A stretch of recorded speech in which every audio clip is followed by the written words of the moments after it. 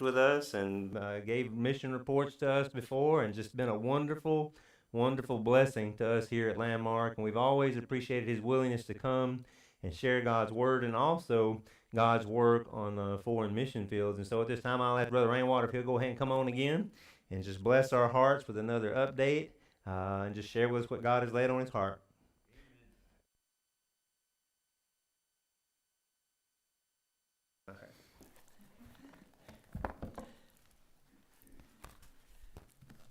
Well, I thought I had everything together. I got here, realized my flash drive wasn't with me. And then I realized my notebook computer wasn't with me. So you don't get any pictures. You just got to. I guess that I did that, so I'll have to come back sometime to show you some pictures. This was a long trip for me. It was kind of like my last trip, maybe.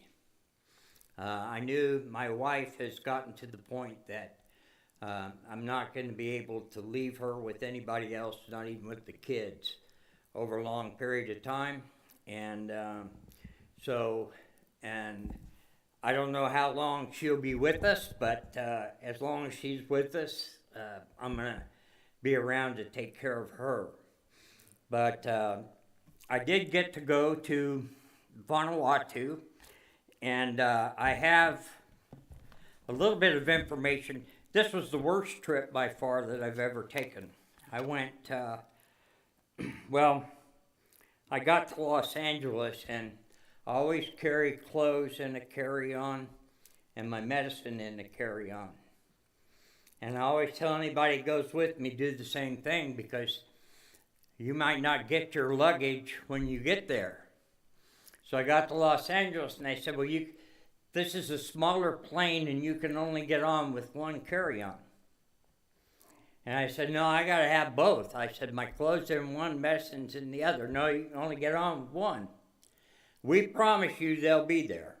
You know, those fatal words. Well, I went 10 days without any clothes. And when you get in an island nation and you want to go try to find some clothes, they ain't anything that Americans like. And they're very expensive. So I finally got my clothes after 10 days. And it was a good thing that I was in Vanuatu, because they wear the same thing. The only day they change clothes is on Sunday. They have clothes that they wear to church Sunday, and then after church is over, they change out of those clothes, and they wear the other set of clothes they have the rest of the week. So nobody would even see that I was wearing the same stuff every day. It was just normal for them. So I didn't stress too bad about that, but I still didn't like the fact that I didn't have the rest of my stuff with me. But I went this time, and a young couple that had accompanied me on several trips to Vanuatu, several when Brother David Bennett was alive, Clint and Crystal Rickett. Before Brother David died, him and I had prayed a lot, and we had talked a lot, and we kind of felt like Clint was the guy that God wanted there, but we had to wait for God to do that. And so we prayed about it. The day before Brother Bennett died, and we left it there. Well, it took a little while for God to carry everything out. I see now on this end that had to happen, but they are now there. They have, if you have a pen and a piece of paper, they have a website. It's Isaiah4212.org. And that is, that they set up a 501c3, and they have a young son that's, I think Ryan's about 11. So he has left America. He's now in Vanuatu, and I'm sure he's missing a lot of American things right now. They have a home built there, and they started meeting with the village leaders on Wednesdays. And the first meeting they had 41 from around the island come. The next week they had 50 some, and then the third week they had over 60 the leaders that come. So what had happened is we had every village around the island that we had churches in, they didn't have leaders, and when Brother Bennett was alive, he would make his rounds to those churches in each of the villages. Well, when he died and we didn't have anybody there, and I was going, trying to go twice a year, I couldn't keep everything going. So now that Brother Clint's there, these 7 works that we were left with have now blossomed into 20 works. And they'll just keep getting back to the point where we were when Brother Bennett died. We had 32 works on the island. So it's slowly coming back, and I ask that you would continue to pray for them. I'll leave, Brother Mike, I'll leave a couple of these prayer cards back there. I was telling some, I grew up with Brother Gary Max. Some of you, I know, Sister Malone will know who my pastor was. He was Brother D.S. Madden. And if you ever met him, you never forgot that you met him, because he's a big guy. About 6'7" and about 350 pounds. And his nickname was Boots. And he told me he was a preemie. He only weighed like 3 pounds when he was born. And the 30s. And he lived.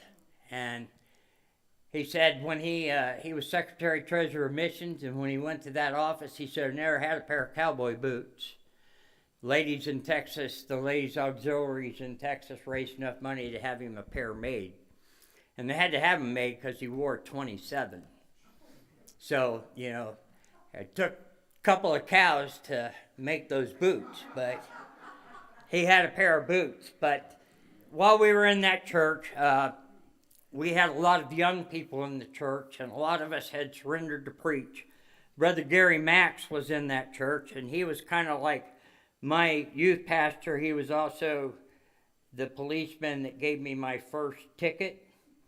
And so, when your youth pastor gives you a ticket, you got to tell your parents. You can't get past that one. You're sunk. And that's the first thing he asked me when he saw me at church. Did you tell your dad? I said, yeah, I told my dad.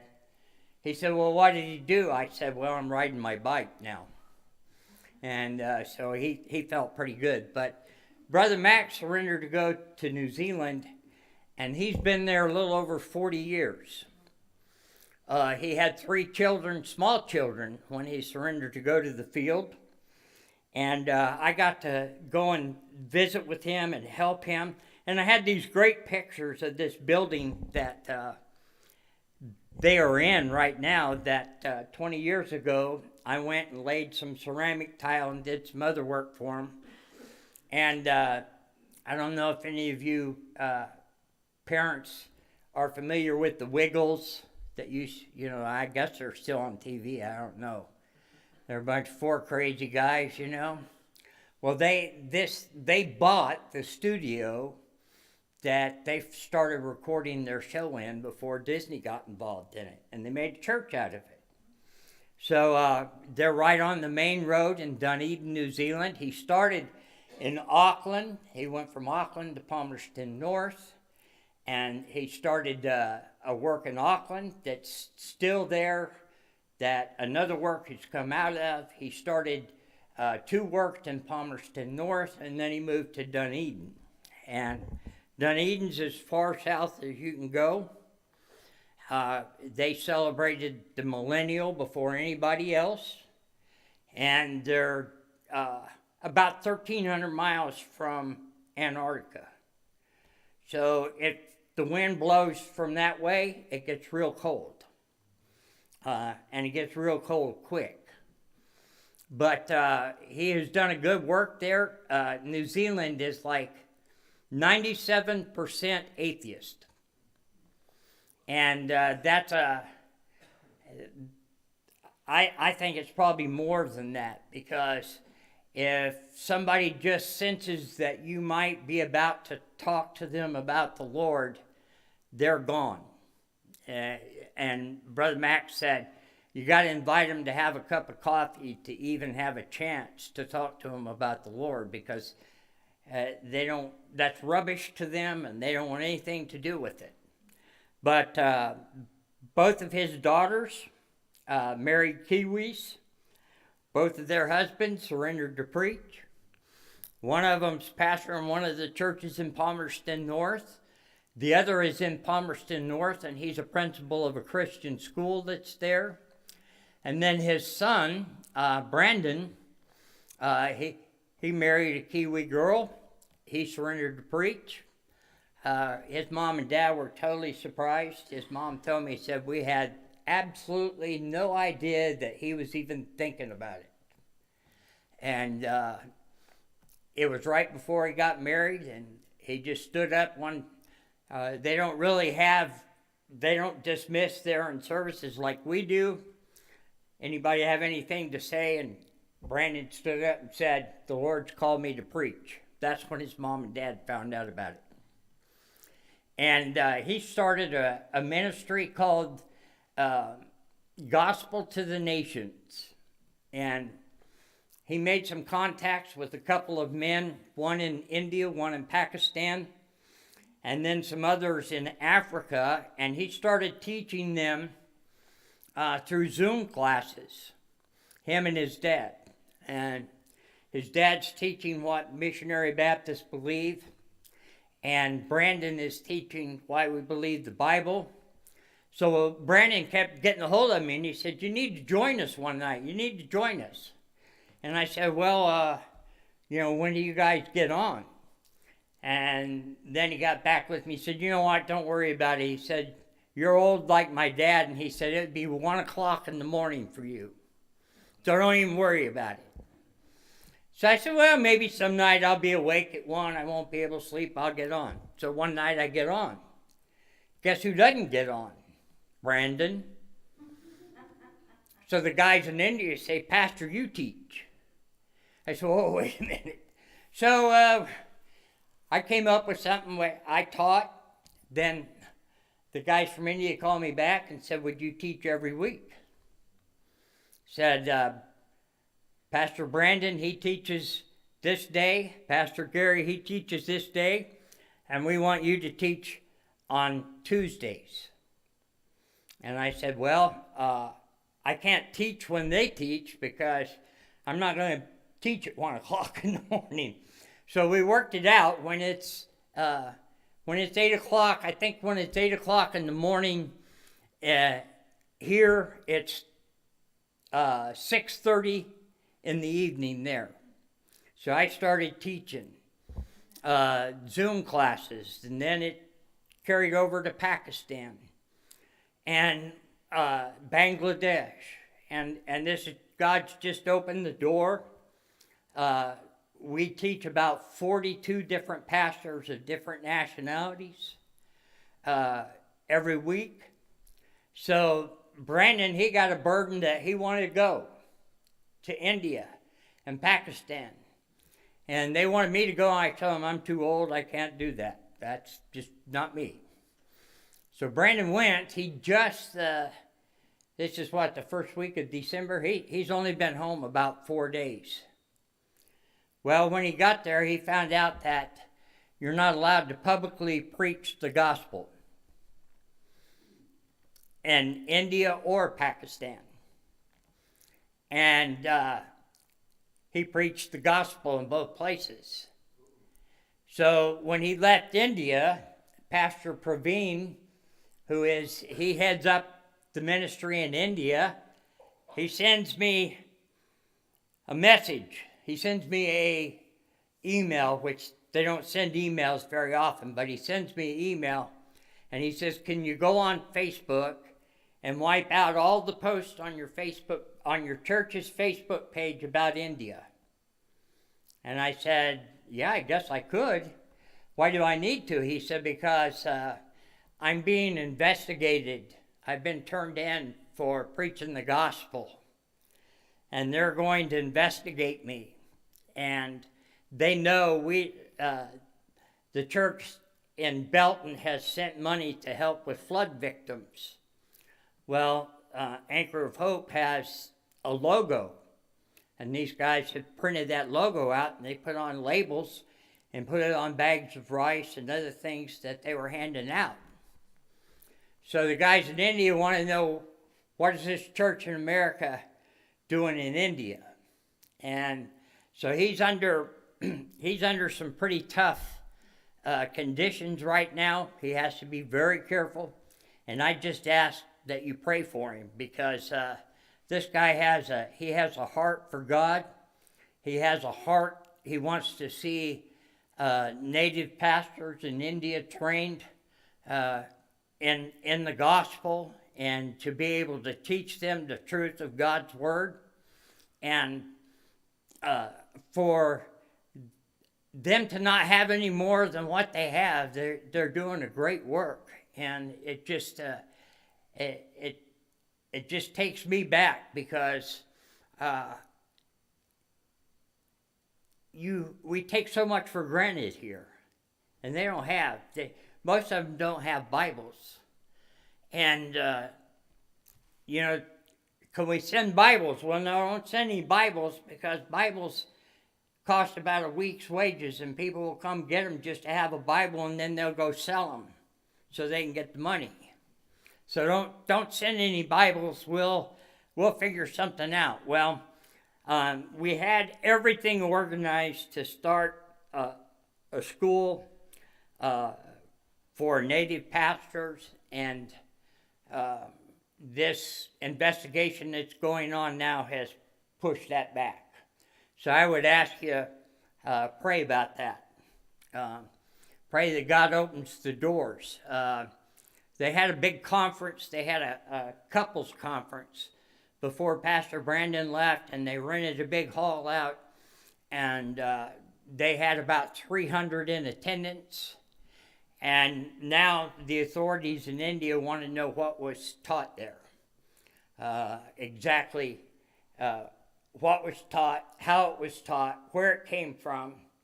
And he's in a little bit of hot water because he didn't get a prior permit to be able to do this. So he went from India to Pakistan. And if you look on the map, they're real close, but you can't go from one to the other, because Pakistan and India don't get along real well. So you have to fly from India to Saudi Arabia, and then from Saudi Arabia to Pakistan, and back and forth. So Brennan, that was his first foreign trip. Even though he was raised in New Zealand, he got broke in big time about the mission field. And I'd ask that you pray for him. Brother and Sister Max, when they went to New Zealand, they're now in their early to mid 70s. They had to sign a decree that they would not become a burden to the New Zealand government. So they have no retirement. Brother Max still preaches every Sunday. New Zealand's a really expensive place to live. It's expensive to buy groceries, and they're having a difficult time. The pastor of their sponsoring church was in Martinez, California, and that still is their sponsoring church. But Brother Bill Gurnett died, and now the pastor that's in there here, and he's never pastored before. He doesn't have any understandings about what a missionary needs or how to take care of a missionary. So reports haven't been going out, and when reports don't go out, churches don't support missionaries. So the Maxes are in need of help, and they can use any help you can get. I also, this is a book that was written by Sister Max. She's written two. This was her second one. The first one, You have to buy used on Amazon because it's sold out. But this one I brought back with me because since I didn't have any clothes, I had a free suitcase. So I told her, I said, put all your books in the suitcase and I'll take them with me, because she was trying to sell them in two people in the States for $10, but it was going to cost her $31 to ship them. So I said, well, I'll just take a suitcase full. So we filled a suitcase full. I have some of these with me tonight. Everything that's in here, poems, everything that's in this book is she wrote. It's some simple daily devotionals. I think there's about 30. No, there's more than 30. There's 50 some in here. But this was totally written by her. I have some of these, if some of you, they would make a good Christmas present. See, I'm a good salesman too. So, but seriously, if you're a child of God, especially the ladies, it's called Choices of the Heart. And I have a few of those with me tonight, and I'd be glad to let you have them for a donation. I would request at least $10. We don't have to pay any postage since I have them with me. I want to call your attention to a verse of Scripture in Luke, the 2nd chapter tonight. You know, we're Christmas time, right? Oh. You know, I am studying to do I've been studying for the last couple months for a series of messages that I'm preaching in December. And, of course, you know, in December, you preach about the birth of Christ. What else would you preach about but the birth of Christ? So I got to digging in, and you know how many verses in the Bible there are that specifically deal with the birth of Christ? 1. Only 1. Now it talks about them going and his Mary going to have a child, but there's only 1 verse, and that's in the 2nd chapter of Luke, and verse 7 says, she brought forth her firstborn son, wrapped him in swaddling clothes, and laid him in a manger, because there was no room for them in the inn. That's it. That's all. Now you say, well, there's other verses that relate, but that's the only verse that specifically talks about Jesus being born. The rest of the verses talk around that, but not that one thing. But you realize that if it wasn't for that one verse, we wouldn't have the sacrifice that he made for us. We wouldn't have the resurrection. We wouldn't have the ascension. That all came about because of this one verse. One verse that had that kind of an impact. And you'd say, well, something like that ought to have a greater impact than that. It did have a great impact. And I look at the impact that it had, and it still has an impact today. And you and I have to decide how we react to that one thing. When Jesus was born, we see reactions in a lot of different areas with a lot of different people. And I just want to share 8 with you really quick. We see the reaction of Herod. When Jesus was born, Herod heard about it. He wasn't a happy guy. He hated it. So he was about, let's go find this baby. Let's take care of this baby now. Because he didn't see it on the spiritual aspect. He thought that this guy's going to come and he's going to take the throne from me. And I don't want him to have the throne, so I want to get him. So what does Herod do? He calls the religious guys in, the Pharisees and the Sadducees. And he says, what do you know about this? Well, the prophets, they talked about his birth coming. he was going to be born in Bethlehem. The Pharisees, the Sadducees, they were 5 miles, maybe 6 miles at the most from Bethlehem. Did they go see? No, they didn't go see. They didn't want anything to do with him. They rejected him before he ever came. They told Herod, this is where he's at. This is where the prophet said he was going to be born. But we're not going there. We don't want anything to do with it. Then we read about those wise men. I don't know if there was 3 or if there's more than 3. But I know one thing, they weren't Jews. They were Gentiles.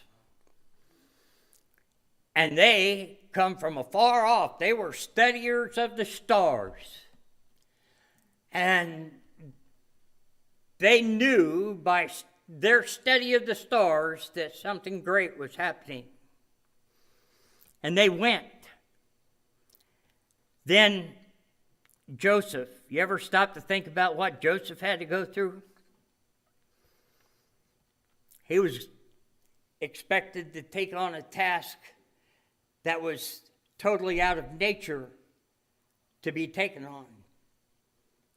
Mary had been promised to him, and now he finds out that Mary is going to have a child. And he knows he's not the father of that child. But the angel comes to him and says, this is what you're to do. And Joseph, he took a journey, didn't he? He took a journey down a road. He didn't have a clue as to what was going to happen. But he took that journey.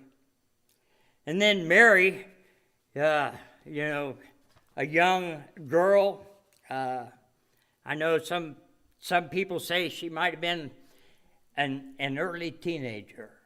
I don't know. But I know that God chose her. And God chose her because of the heart that she had.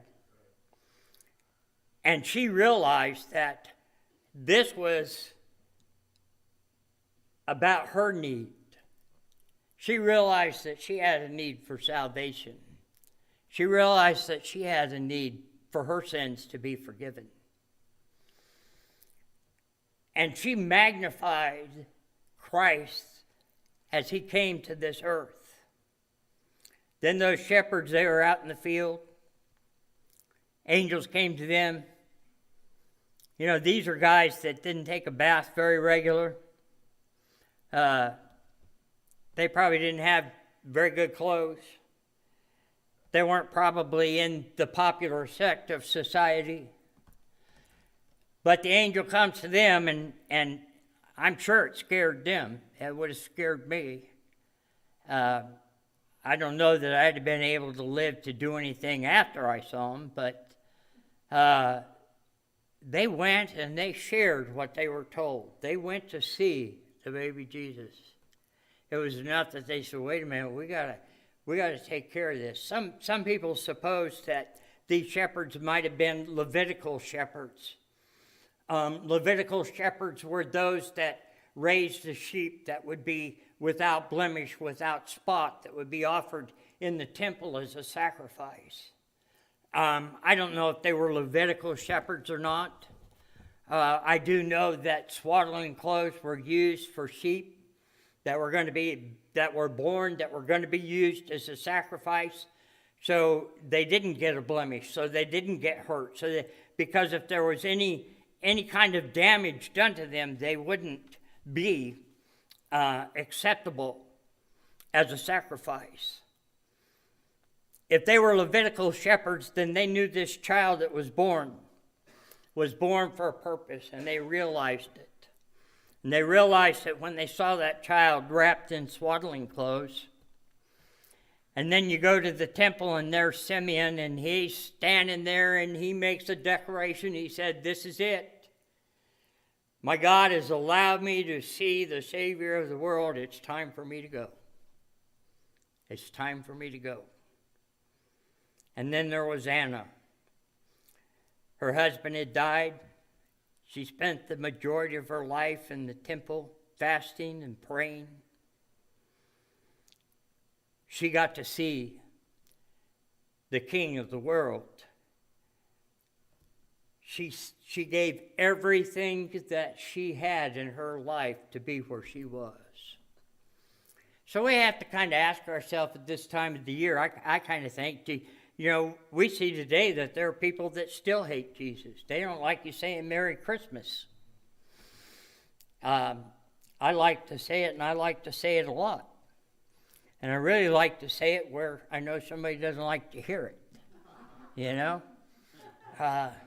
I wear a little deal around that says, "Keep Christ in Christmas." And people ask about, what's that say? I tell them. I've had people say, "Oh, it's supposed to be Happy Holidays." Nope, for me, it's Christmas. But there's people that hate Christ still today. There's still religious people that will reject him. The wise ones worship him. Every single one of us can take a place of a wise man, and we can worship the Savior of the world. We can go on that journey. We can do whatever it is that we're capable of doing to make a difference for the cause of Christ. So many people think that they limit themselves as what they can do for Christ because, I just don't have that ability. Well, you'll never know that you have that ability until you go and you try. Joseph didn't know. He didn't know what was ahead of him. He kind of went in blind.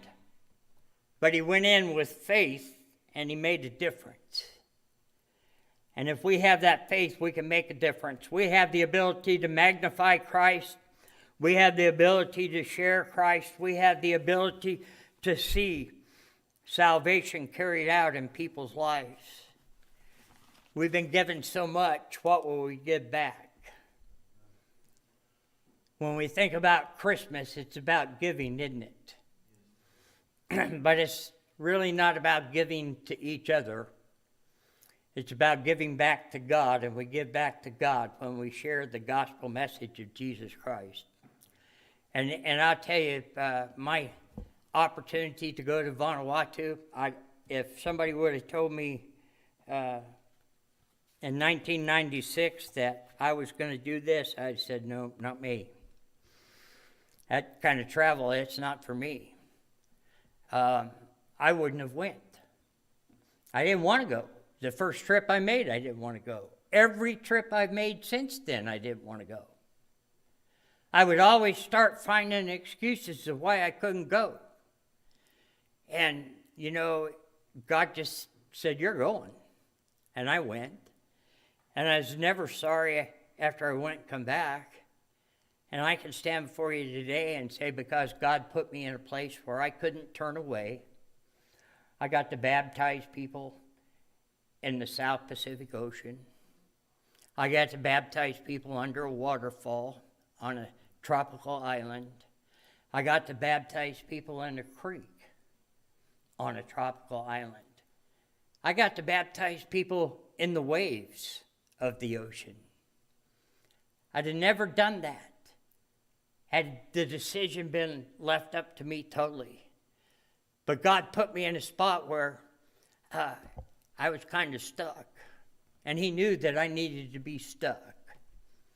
And sometimes I think we all need to be stuck a little bit in order to really allow God to work in our life to where we'll really do something great for him. Something that, I can't tell you that anything I accomplished was on my own power. It was totally by God. 100% by him. He made the difference. And I challenge you this Christmas season, you make the difference. You make the difference. When you see somebody that looks like they need to hear about Christ, tell them. Even to say, "Oh, I've already heard about him." Well, let me tell you about him again. Because God opens doors for us everywhere we go. But so many times we think, I can't do that. That's just not me. Well, I can tell you that I'm not a world traveler, but I am. I'm not a world evangelist, but I am. And it's not on me, it's all God. And if we will allow God to work in our life, he'll do tremendous things. But we have to let him do his will. And we look at Christmas, and I hope when you look at it, you see the people that readily decided to do God's will in their life. Aren't you thankful that Mary said, okay, Lord, okay. You think she was scared? I do. I think she was scared. I think Joseph was scared. But God used him to do great things, and you and I are reaping the benefits today. Brother Mike, come.